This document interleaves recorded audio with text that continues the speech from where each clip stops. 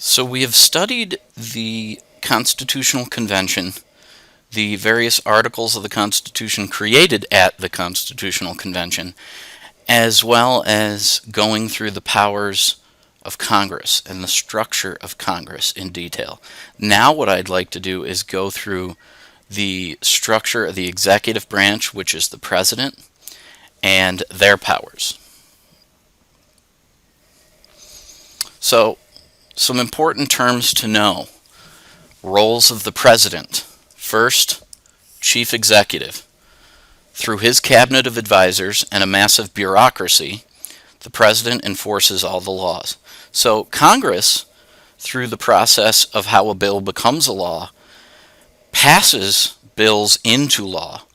The president has to sign them or veto them. That veto could be overridden by Congress, but once it is officially law, it is up to the president to enforce the law, and that is his role as chief executive. Commander-in-Chief. As Commander-in-Chief, the president outranks every general and admiral in the military and can overrule any of their ideas or demand his own ideas. Even though he is a civilian, he is in charge of all the military.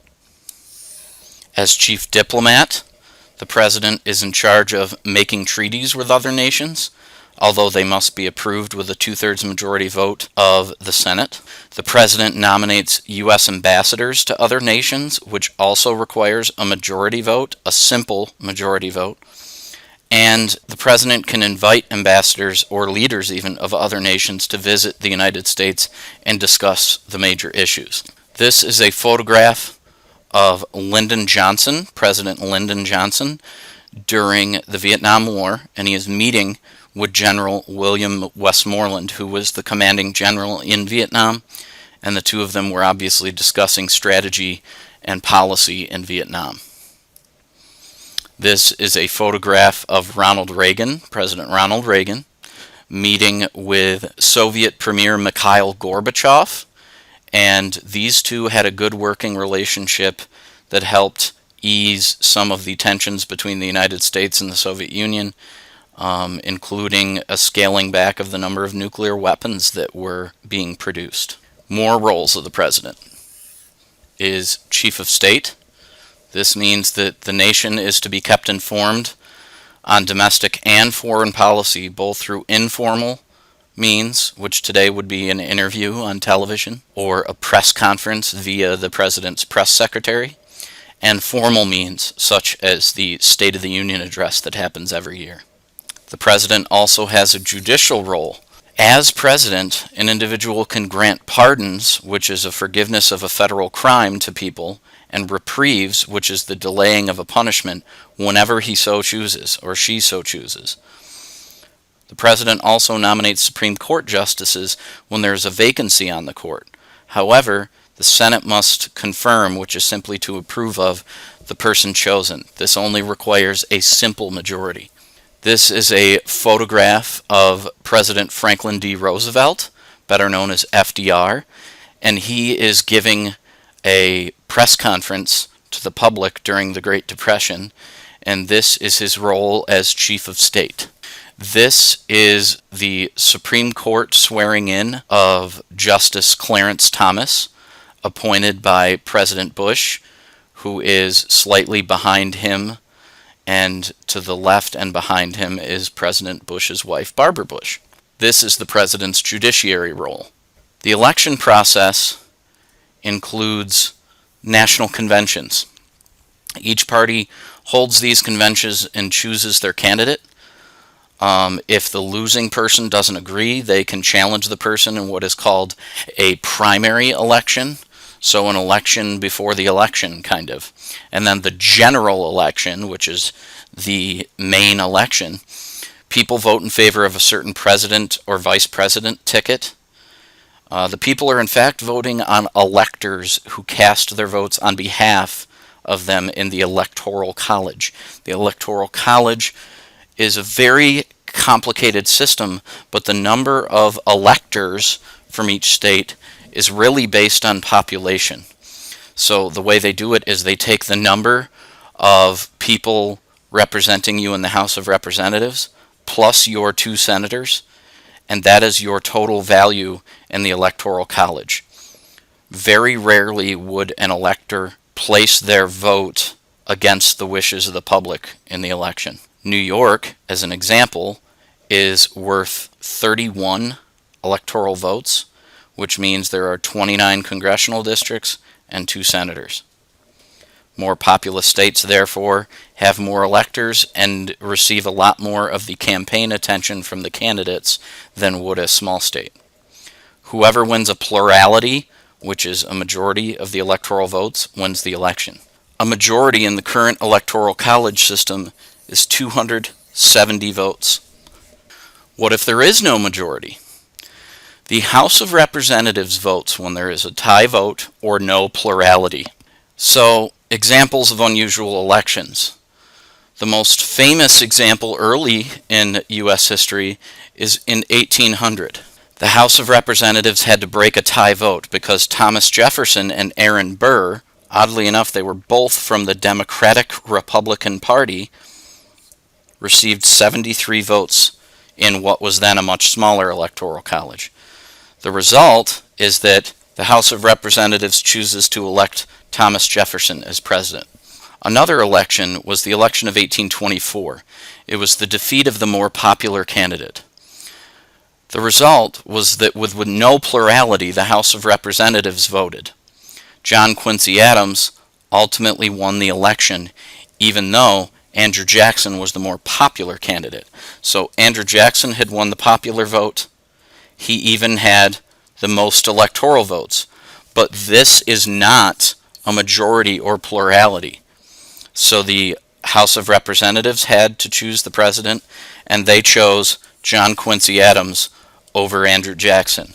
Their justification was really that he had more governmental experience and that Jackson was only really a military veteran. But this was very unpopular among the people because the people had voted in a majority of the popular vote and a majority of the electoral vote, but not what was required in the Electoral College. The election of 1876, the defeat of a more popular candidate again. With no plurality, a special commission decides the election in favor of Rutherford B. Hayes. You can see with a little more than 200,000 popular votes, Samuel Tilden won the most popular votes. Rutherford B. Hayes, however, had the most electoral votes, but again, this number was not the necessary plurality in the election. So this special commission appointed Rutherford B. Hayes as the president. The deal that was made was that he would pull troops out of the South and end the current federal Reconstruction policies that were put in place after the Civil War, and this effectively ended Reconstruction. So the election of 1876, and Rutherford B. Hayes therefore taking office in 1877, makes that a very significant date in American history, because Reconstruction effectively ends the minute Rutherford B. Hayes is elected to office. In 1888, there is the defeat of a more popular candidate again. Benjamin Harrison, although having the less popular vote, won an electoral majority. So in this odd case, a little under 100,000 votes were cast in favor of Grover Cleveland over Benjamin Harrison in the popular vote, but Benjamin Harrison had clearly campaigned in more populated congressional districts, and therefore it added up to a clear electoral majority. This didn't even have a disputed electoral vote. It went clearly in the favor of Benjamin Harrison.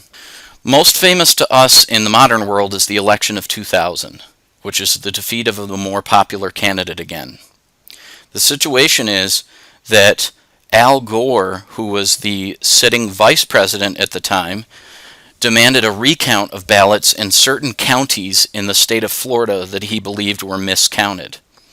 The result was that the Supreme Court ruled 5-4 in the famous Supreme Court case Bush v. Gore in the same year as the election, 2000, that the recount was unconstitutional because it was a violation of both Florida state election laws as well as the 14th Amendment, which is equal protection. We will learn about that amendment in much greater detail at the end of our Civil War unit. Equal protection essentially was used because if you only recount certain counties in the state of Florida, then you were treating some people in one county differently than you would treat people in other counties. So the Supreme Court decision gave what is President George W. Bush the victory over Vice President Al Gore in the election, and it is very, very controversial because the margin of victory is a slim 5 electoral votes, but the 271 is 1 vote higher than the required majority, even though there was a gap of almost 500,000 votes giving Al Gore the popular vote majority. The recounts, interestingly enough, continued just for the sake of doing them afterwards, and although by an even slimmer margin than he already had, George W. Bush was declared the clear winner of the state of Florida. So, despite the fact that there's still controversy today because these are very, very different people, George W. Bush and Al Gore were very, very different people politically, so some people loved one and hated the other, and vice versa, loved the other, hated the first person. So it is very controversial, even though really the outcome is pretty decisive. This is a political cartoon of the two of them tugging on the presidential seal. Rules of presidential succession. In 1947, an act of Congress clarified the rules of presidential succession. And that shows that the president, if he is dead or incapacitated for any reason, then gives power to the vice president, who then goes to the Speaker of the House, which then goes to President pro tempore of the Senate, and lastly, cabinet members in the order of the department's creation. So, for example, the first would be the Secretary of State, because that was the first created position in the presidential cabinet by George Washington way back in 1788. The 22nd Amendment stated that no person may serve more than 2 elected terms as president. This was decided after FDR won the presidency 4 times. Also, the 25th Amendment in 1967 said, what if the president is disabled by injury or sickness? The solution is that the vice president can temporarily be given power in the same structure we just looked at, and that the vice president and the majority of the cabinet members can declare that the president is unfit to discharge the powers and duties of his office, which this is a famous example from a Hollywood movie called Air Force One, in which Harrison Ford plays President of the United States, and when Air Force One is hijacked and he is on the plane, he is technically unfit to discharge the powers and duties of his office. His vice presidential candidate, who at the time in the movie is a woman by the name of Glenn Close, refuses to sign the paperwork filled out by other members of the cabinet, and therefore still keeping the presidential powers with the president aboard the hijacked Air Force One. Very, very, very dramatized, obviously, but an example nonetheless. Lastly, if the president disagrees that he is unfit, he cannot be forced out without a 2/3 majority vote of both the House of Representatives and the Senate. On the left is Franklin Delano Roosevelt, and the 21st Amendment was required after he had been elected 4 times, and people vehemently disagreed with that. And then on the right is the Time magazine cover from when President Ronald Reagan had been shot, and while he was temporarily incapacitated in the hospital, his vice president, George H.W. Bush, took office temporarily. The removal of the president by impeachment is also an interesting example of the balance of power and checks and balances in the government. The Constitution has a provision for removal of the president, and any other public official for that matter. The charges are often boiled down to the language from the Constitution that simply says high crimes and misdemeanors. So what is the process for removal? A simple majority, so just over 50% of the House of Representatives, can vote for a trial. The Senate meets as a trial court led by the Chief Justice of the Supreme Court. So the Senate is technically the jury, and the Chief Justice is technically the judge. Only a two-thirds majority vote of the Senate voting for conviction can remove a sitting president. No president has ever been removed from office after the articles of impeachment have been underway, but there have been two presidents who were impeached and one president who most definitely would have been impeached but resigned from office. The two presidents that have been impeached. Once in 1868, Andrew Johnson was impeached after violating laws passed by the radical Republicans in Congress during Reconstruction. Andrew Johnson was trying to remain loyal to Abraham Lincoln's decisions about Reconstruction, and the radical Republicans wanted something much harsher and punishing to the South. We will learn about this in a lot more detail when we get there. But Andrew Johnson was impeached because of the rivalry with the radical Republicans in Congress. Bill Clinton in 1998 was impeached after committing perjury over a rumored sexual relationship with a White House intern, and likewise he was not removed from office but was brought up on articles of impeachment for his perjury. He was not removed from office, and this isn't really an example we will probably discuss much in class because it hardly ever comes up on the Regents exam. One president that resigned before he could be impeached, and again we'll learn about this example in a little more detail later in the course. Richard Nixon in 1974 resigned because he was trying to help cover up a crime and then lied about his involvement in the cover-up. This is commonly known as the Watergate scandal, and I should put an end parenthesis on there.